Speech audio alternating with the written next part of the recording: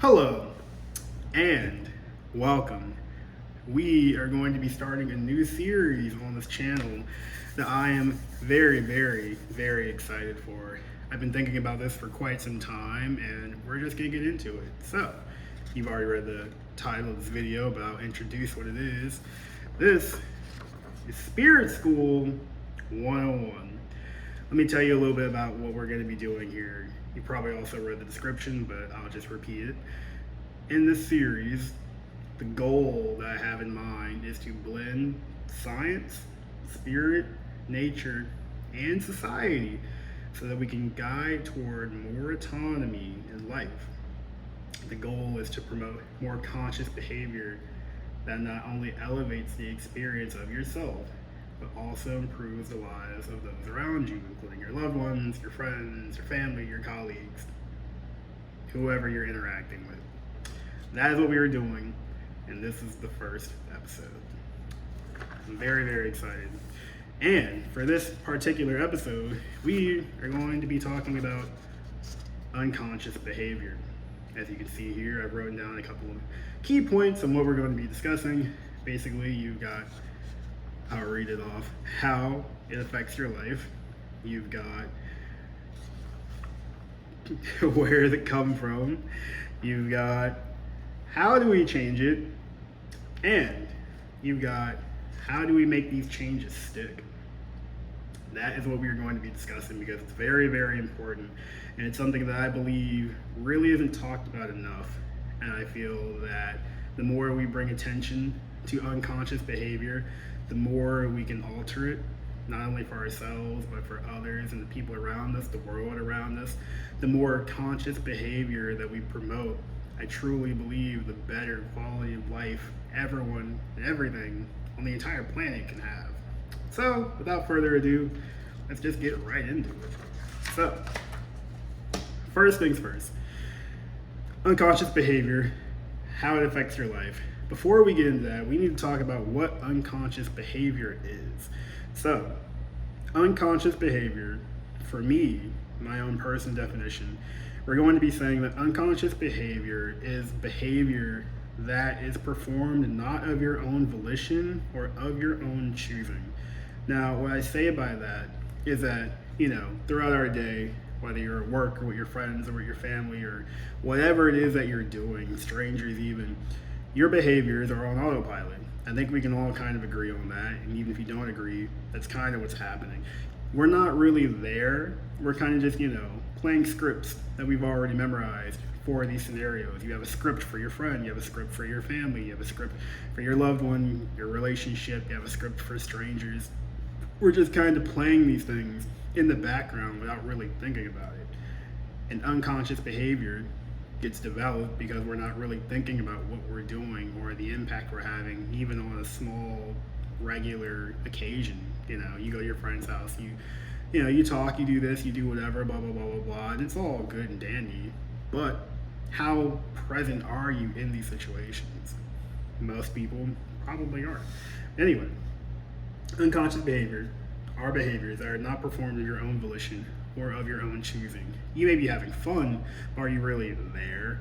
Or in the opposite direction, you may be mad, you might be upset or sad, but do you really know why?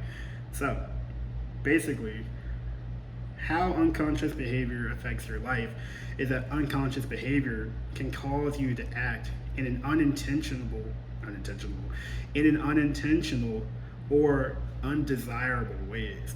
So what I mean by that is that, let's just take a random scenario.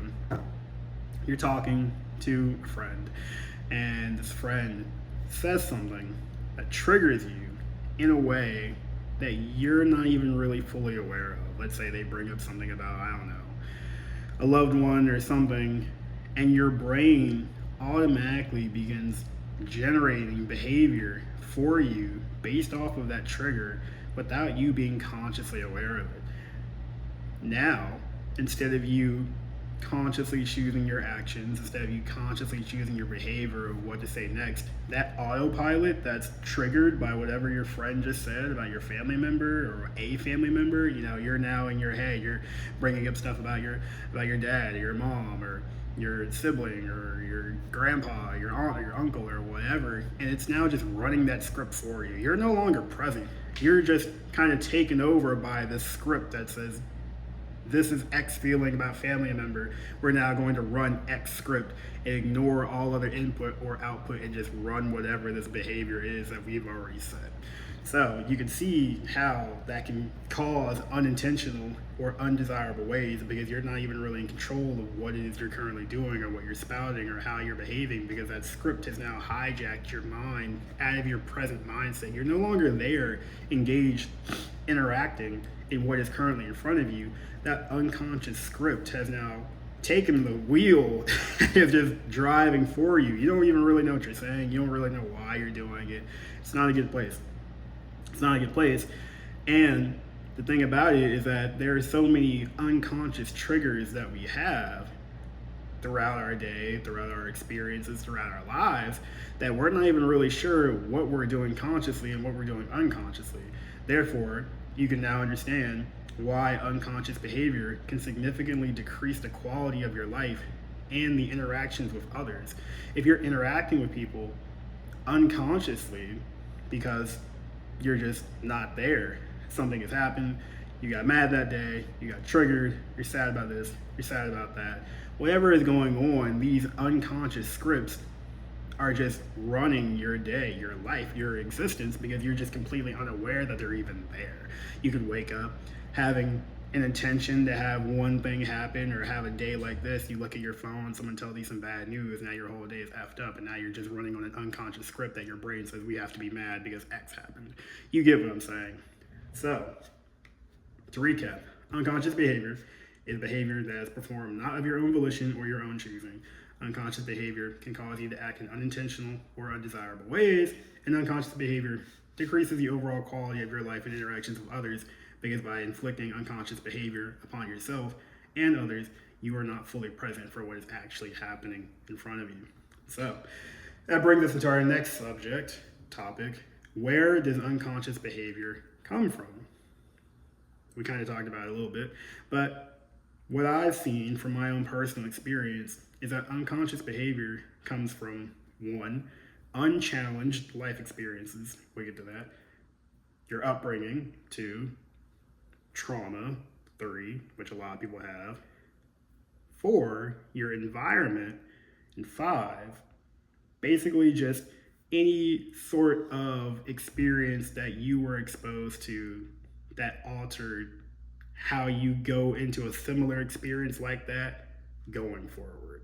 And I'll explain these a little bit. But so, unchallenged life experiences.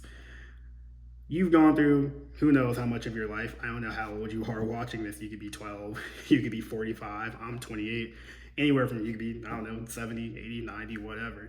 But basically, you've gone through who knows how many experiences by now. And those experiences have all imparted on you some sort of unconscious behavior because your brain does not like to figure out new things. So let's just say you've gone through X amount of experiences this many times. Let's just take an example. Let's say you go to a restaurant. You've probably been to a restaurant, I'm sure. You've probably been to a couple of restaurants.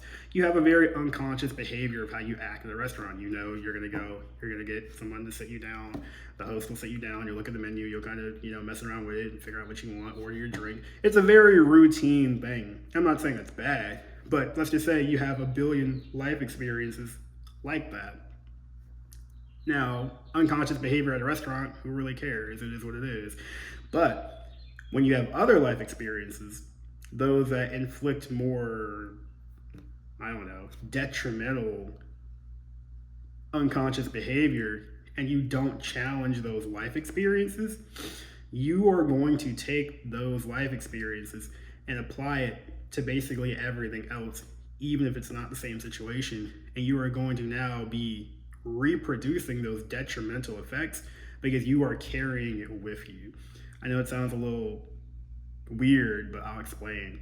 If you have a life experience and it imparted something detrimental behavior on you towards yourself or towards others, and you don't challenge that experience, your brain is just now going to think that's the default. Every time Y situation happens, we're going to apply the exact same thing that we did and the exact same behavior that we had in that Y situation.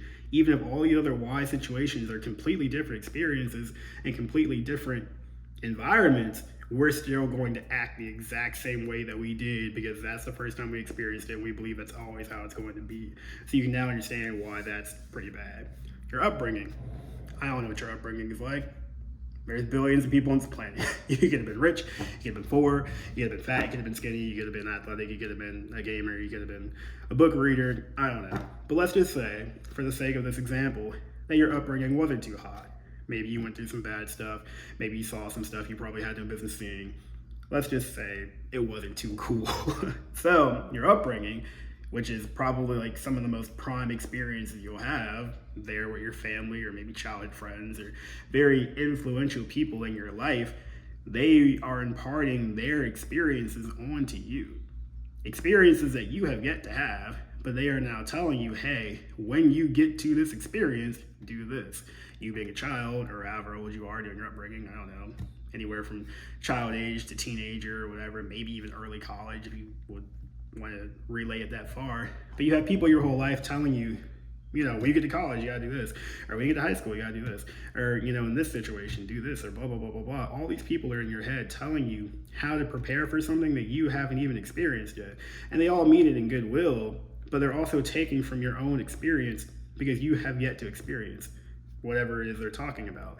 So before you even get to experience whatever this thing is, you already have an idea of what you're supposed to do and what you're supposed to say, and you've already had that unconscious behavior imparted onto you before your brain can even generate how you feel about whatever it is you're going to experience.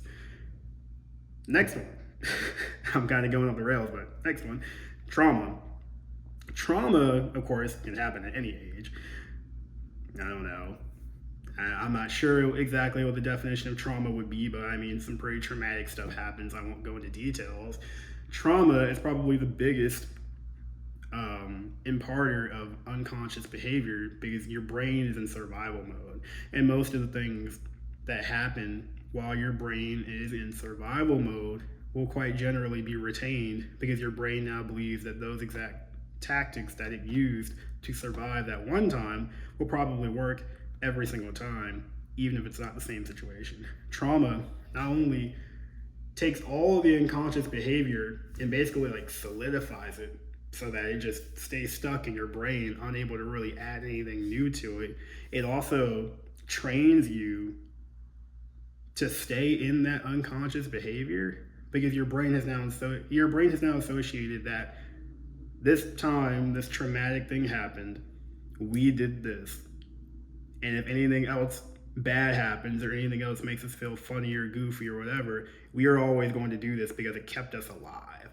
That's what your brain thinks. So even if that's not true, even if those same situations aren't still happening, your brain, due to trauma or whatever you experience, will just simply flip on that switch and now you're unconscious. You could go like this for years because your brain does not know the difference between not being in survival mode and regular living. People can live their entire lives in survival mode, which means they can live their entire lives being unconscious and have no idea that they're doing what they're doing or why they're doing what they're doing. Another thing, your environment. Let's just say your family was fine. Everything was cool, blah, blah, blah, blah, blah. Unconscious behaviors can also be imparted on you simply because of where you live or where you reside. Environments can really mean anything. I mean, it can be your home, it can be your city, it can be your state, it can be your job, it can be anything that has an overarching presence on what you do as a whole. Whatever environment you're a part of, those impart unconscious behaviors on you. Let's say, I don't know, you live in DC and you did a lot of stuff that people in DC do, and now you moved to Oregon, and of course Oregon is not DC, you know what I mean? You're still going to be imparting unconscious behavior from DC into Oregon, even though it's an entirely different place with entirely different people. But because you're so used to having that DC mentality, it's hard for you to transition and just kind of like not do those things, if that makes sense. I know it's getting a little bit weird, but And then, number 5, which I kind of forgot what I said, but, basically it's just any behavior that you never challenged that came from an outside source. So let's say you met this guy and he did X thing to you that imparted unconscious behavior, and you never decided to go and challenge that scenario to see what your brain is doing differently after that scenario happened. You know what I mean? Like, that could be like, I don't know, let's say you were dating someone. Let's say you're dating a guy, whatever, guy, girl, whatever. Let's say you were dating someone, a person. This person did something that your brain is now going to associate with every person after that. Oh, my ex did this, so now I assume that everyone I date is going to do that. You know what I mean? If you're not challenging those life experiences, if you're not challenging that behavior, you're going to be stuck in unconscious behavior. This is going on a little bit long, but you get the idea. You get the idea of what I'm trying to say, of what unconscious behavior is, what it does, why it's not very good, and why we need to be more adamant about making sure this doesn't happen. Which brings us into our next topic. How do we change unconscious behavior? So, changing unconscious behavior, first and foremost, you have to be aware that you are performing unconscious behavior. I can just go ahead and tell you that everyone on the planet is performing unconscious behavior. Whether you agree with that or not, doesn't really matter. But everyone, and I mean every single person on this planet, has some manner of unconscious behavior. Some people have higher levels, some people have lower levels, but every single person who has lived and breathed on this planet has had some form of unconscious behavior. So, how do we change unconscious behavior?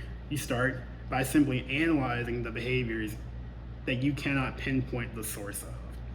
And what I mean by that is that if you're doing a behavior and you cannot track the line to where it started or why you're doing it, it is likely unconscious. If you are doing a behavior and you recognize it and you're looking at it and you don't understand why or where it came from as a direct line within like a couple of seconds, is more than likely unconscious behavior that you have not tracked and probably need to track. 2, we need to, this is still going on with changing the behavior. Number 2, we need to essentially monitor our behavior. We gotta catch them in 4K. You know what I mean? Your behavior is such a tricky thing because you're used to being you all the time. You don't see what you're doing from someone else's perspective or from a bird's eye view. So you almost kind of need to take yourself out of you and kind of perceive yourself from another viewpoint. I know that might be kind of hard for some people to do, but if you try it, you kind of know what I'm saying. Envision yourself not as yourself, but as someone else viewing you, and then track that behavior. Imagine that someone was, I don't know, studying you. You need to do that for yourself. The same way someone might go study birds, you need to look at yourself as a subject and track your behavior. And a big part of that essentially comes from introspection and reflection on our experiences. So a lot of people just kind of do things and don't really think about it. You went to the amusement park, you went on a date, you went to the movies, you, I don't know, had Thanksgiving, you went to the park, you went to a party, you cooked food, I don't know. If you're just doing your experiences and doing whatever it is you're doing without reflecting or having any kind of introspection on what just happened, it's probably going to continue to produce unconscious behavior. And the thing about this is, you would think, oh, this only needs to happen if it was a bad day. And that's not necessarily true. It's actually pretty good to do that for good days too. Let's say you went to, let's just say you went to an amusement park. You had a freaking blast. You went on like a billion different rides. You had cotton candy, you had cheese fries, you had turkey legs, you had all those types of fun. You laughed until your face turned blue, blah, blah, blah, blah, blah. Best time of your life. There is still a moment where you can kind of introspect and reflect on those times. And I'll tell you why. It's not necessarily because we're trying to get rid of unconscious behavior, but it's also, it's more of we're trying to give the brain what it really wants, which at the end of the day is gratitude. We'll get into that later. But even on days that aren't so bad, you can still definitely be going over how today went. Why did what happened make you feel so good? How good did it make you feel on a scale of 1 to 10? You really want to bask in those things.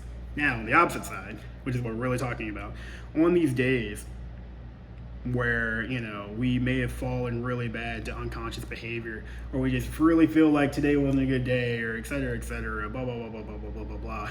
Unconscious behavior loves that ish. It really, really does.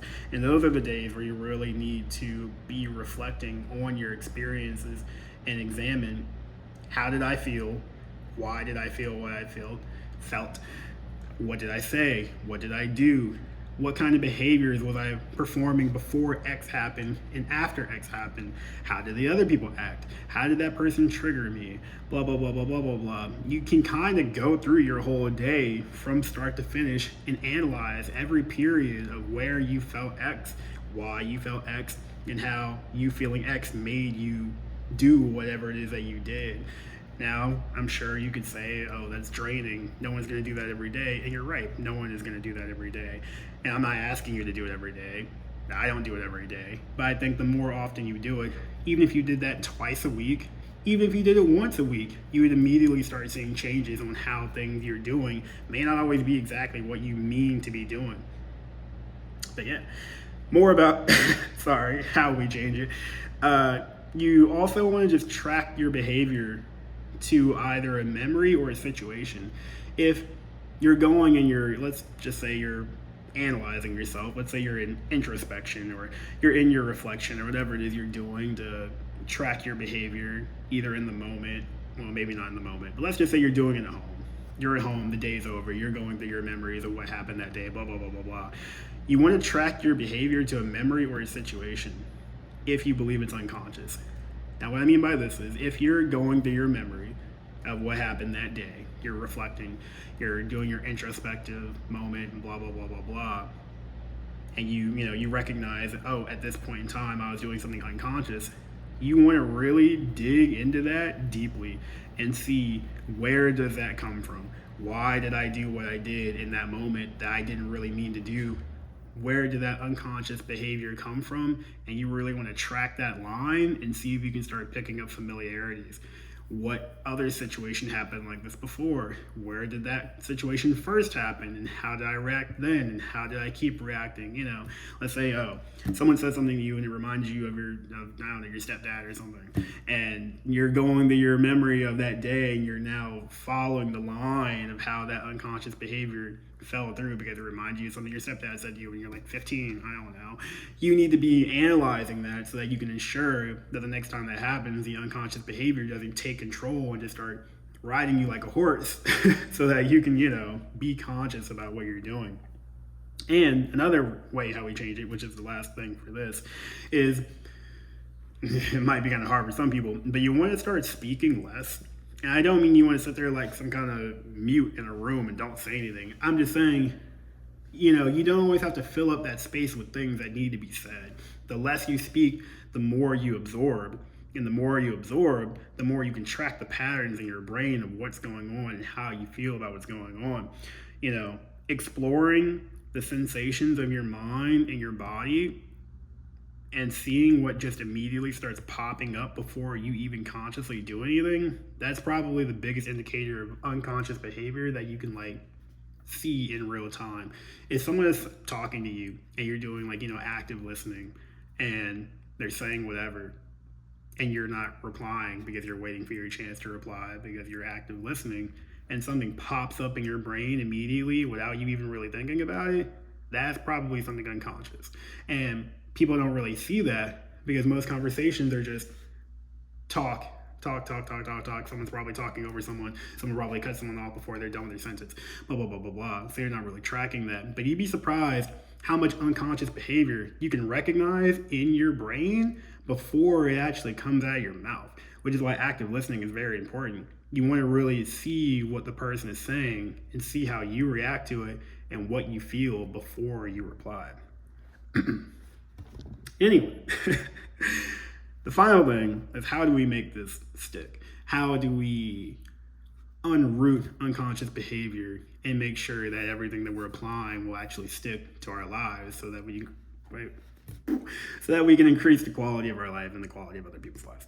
So Obviously, everything I'm saying, this is not a one-day ordeal. This is not, oh, I did this one time and we're done. No, this is an ongoing practice. This is a principle to apply to your life. This is something that you do on a regular basis as often as you can.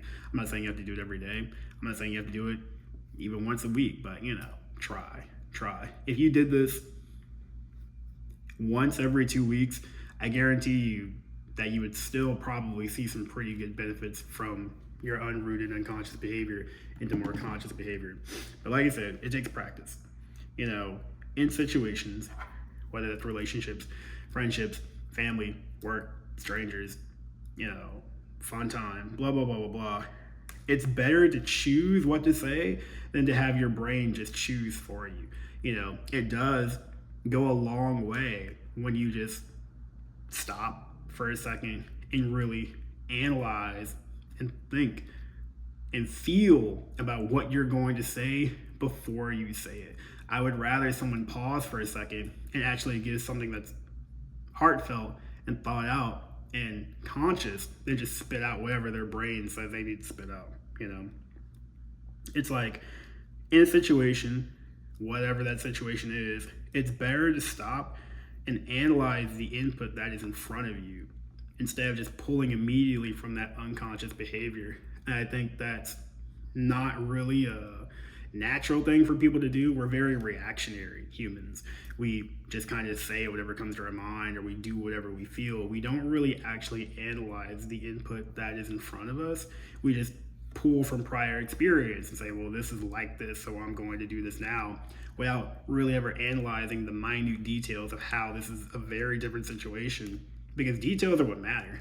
You could have X and you can have X again, but maybe the X on this is a little bit more squiggly, or maybe the X on this is a little bit more jagged and you didn't notice because you're like, oh, well, that's an X and that's an X. You get what I'm trying to say.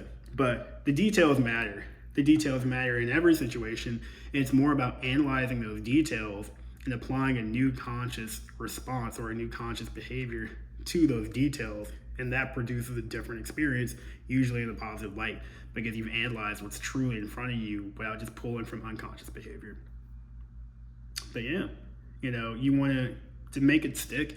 You really just want to treat every situation as though it's something you've not done before. And yeah, sure, you have done most of these things before.